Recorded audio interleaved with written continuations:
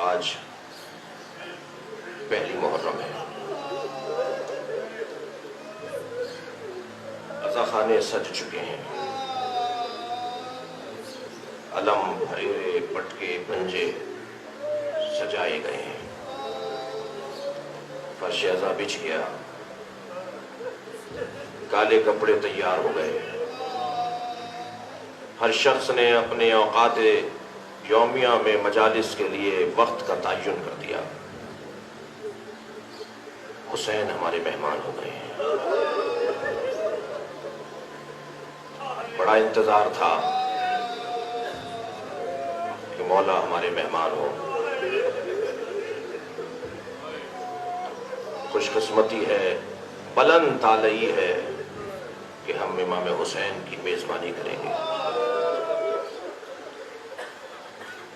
کل 2 محرم کو حسین کا قافلہ کربلا پہنچے گا، چلیے اس سے پہلے ہم کربلا چلیں، اس لیے کہ مہمان سے پہلے میزبان کا ہونا ضروری ہے۔ چلیے کربلا کی خاک سے کنکر بینے، پتھر صاف کریں، کانٹے اٹھائیں، کہیں سکینہ کو کوئی کانٹا چبھ نہ جائے۔ اس صفحے دل سے جو کربلا ہے، اس صفحے دل سے جو کربلا ہے، کانٹے بین لیں، پتھر چن لیں، کہیں علی اکبر کو کوئی تکلیف نہ ہو جائے۔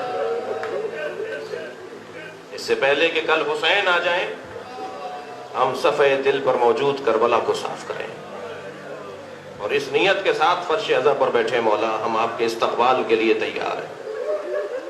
اور کل چاند رات سے اور آج پہلی محرم سے ہم سب استقبال حسین کے لیے موجود ہیں۔ کون آ رہا ہے؟ کون آ رہا ہے؟ فاطمہ زہرا کا دل بند آ رہا ہے، نبی کا نواسا، علی کا لال، حجت خدا، واسطہ فیض، برکتوں کا سبب، بخشوانے کا سبب، احسان کیا حسین نے ہم پر،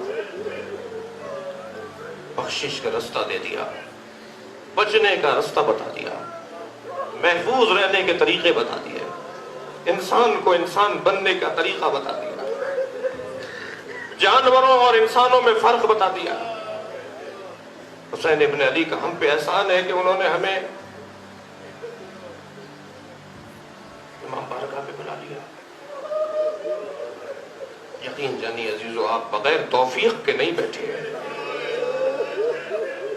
آپ کو توفیق حاصل ہے کہ جو آپ فرش عزا پر بیٹھے ہیں، اور آپ کی یہ روتی ہوئی شکلیں، جب انسان روتا ہے تو اس کی شکل تبدیل ہو جاتی ہے۔ یہ زہرا کو بہت عزیز ہے، تکلف کر کے کبھی بھی مجالس میں رونے کے ایام ہیں، کبھی تکلف کر کے نہیں روئیں۔ جب آپ کی آوازیں بلند ہوتی ہیں، ائمہ خوش ہوتے ہیں، راضی ہوتے ہیں، دعائیں دیتے ہیں رونے والوں کو۔ بہار الانوار میں علامہ مجلسی نے لکھا ہے کہ جب مجلس عزا میں رونے کی آوازیں بلند ہوتی ہیں، لوگ آنسو گرا رہے ہوتے ہیں، تو فی یدہا خرقۃ، فاطمہ زہرا کے ہاتھ میں ایک رومال ہے۔ اجرکم اللہ، اجرکم اللہ۔ آپ کی آوازیں بلند ہو رہی ہیں، فاطمہ زہرا کے ہاتھ میں ایک رومال ہے، فی یدہا خرقۃ تصم دموع الباکین، جو رونے والوں کے آنسوؤں کو جمع کرتی ہے۔ بڑے بڑے عرفاء نے یہ بات کہی ہے کہ میں نے اتنی کتابیں لکھی، میں نے اتنا کام کیا، مگر مجھے اپنی کتابوں سے بخشش کی امید نہیں ہے، مجھے حسین پر گرنے والے ایک آنسو سے کیا ہو گیا فاطمہ زہرا کے ساتھ۔ یہ گریے کی آوازیں کسی کو تکلیف پہنچانے کے لیے نہیں ہے، یہ گریے کی آوازیں ہماری بخشش کا ذریعہ ہے۔ کیوں رو رہے ہیں آپ حضرات؟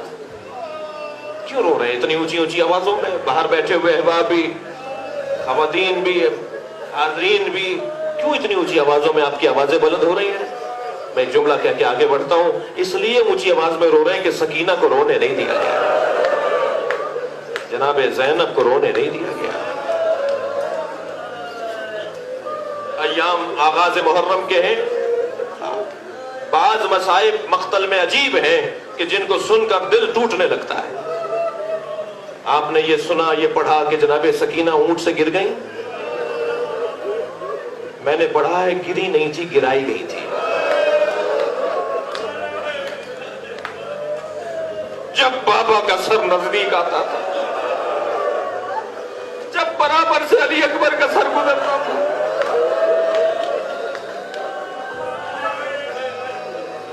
فریادیں کرتی تھی بی بی،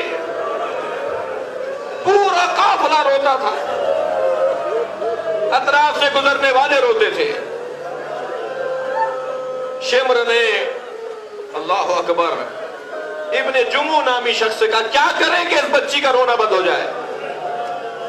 سخت جملہ ہے. اس ظالم نے کہا کہ اس کا اونٹ قافلے کے آخر میں لے آؤ، میں اسے اونٹ سے گرا دوں گا، تم قافلہ آگے بڑھا دینا. بڑی سخت بات ہے.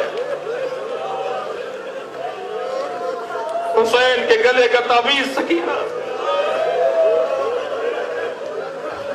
بی بی کو اونٹ سے گرا دیا گیا اور سکینہ دوڑتی بھی آ رہی ہے، پھوپھی اماں میں گر گئی. قافلہ آگے بڑھ گیا.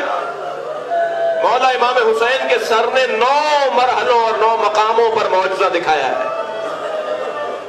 حسین کا سر 9 جگہ بولا ہے اس پورے قافلے میں، پورے سفر کے اندر. ان میں سے ایک جگہ یہ ہے کہ امام حسین کا سر جس نیزے کی ہنی پر ہے وہ زمین میں گڑ جاتا ہے اور نیزہ نکلتا نہیں ہے. اور انہیں معلوم ہے کہ یہ کیا ہو رہا ہے. جناب زینب نے آواز دے کر کہا بھائی تمہارا سر آگے کیوں نہیں بڑھتا؟ اس لیے کہ ہوتا یہ تھا کہ جب کبھی ایسا ہوتا تھا تو امام سجاد پر ہاتھ اٹھایا جاتا تھا.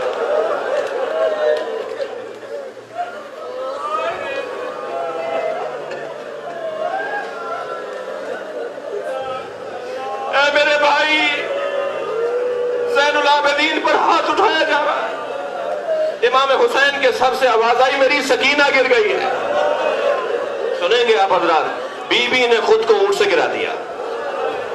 تھک کر نہیں روئیں گے، اگر رونا آ رہا ہو تو بھرپور فرصت دینا ہے.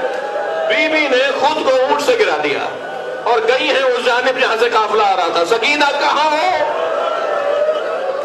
بی بی کبھی دائیں جاتی ہے کبھی بائیں. سکینہ کہاں گئی؟ دور ایک درخت کے سائے میں ایک کالے برقعے میں بی بی کو دیکھا،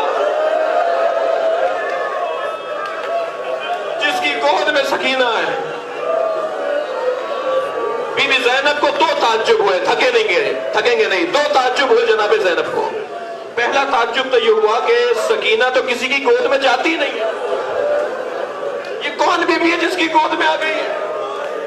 اور دوسرا تعجب یہ ہوا کہ کوئی ہم پہ رحم نہیں کرتا. یہ کون ہے جو ہم پہ رحم کر رہا ہے؟ قریب جا کر بیٹھ گئی، فرمانے لگی بی بی یہ بچی میری ہے، بی بی یہ بچی میری ہے، مجھے دے دو. اور تم نے کیونکہ اس بچی پر رحم کیا ہے میں تمہیں جنت کی بشارت دیتا ہوں، میں تمہیں جنت کی بشارت دیتا ہوں. ایک مرتبہ بیٹھی ہوئی بی بی نے اپنی نقاب ہٹائی، ایک بیٹی نے ماں کو بیٹھے دیکھا. اجرکم اللہ، اجرکم اللہ. مجلس ہو گئی، گریہ ہو گیا. اللہ کسی غم میں نہ رلائے سوائے غم اہل بیت میں، ہمیں رونے اور رلانے والوں میں قرار دے. ایک منزل اور لیجئے اور تھکیں گے نہیں. گریہ اسی طرح حق ہے، ہمارا اپنا انداز ہے. اور آپ سے دعا چاہتا ہوں، یہ ایام رونے کے ہیں، اس میں جتنا ممکن ہو سکتا ہے گریہ اور مصائب کا بیان ہو. حسین رستے میں ہے، حسین رستے میں ہے. ایک منزل پر پہنچے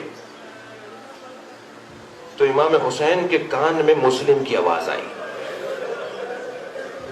اور آواز یہ تھی السلام علیکہ یا ابا عبداللہ.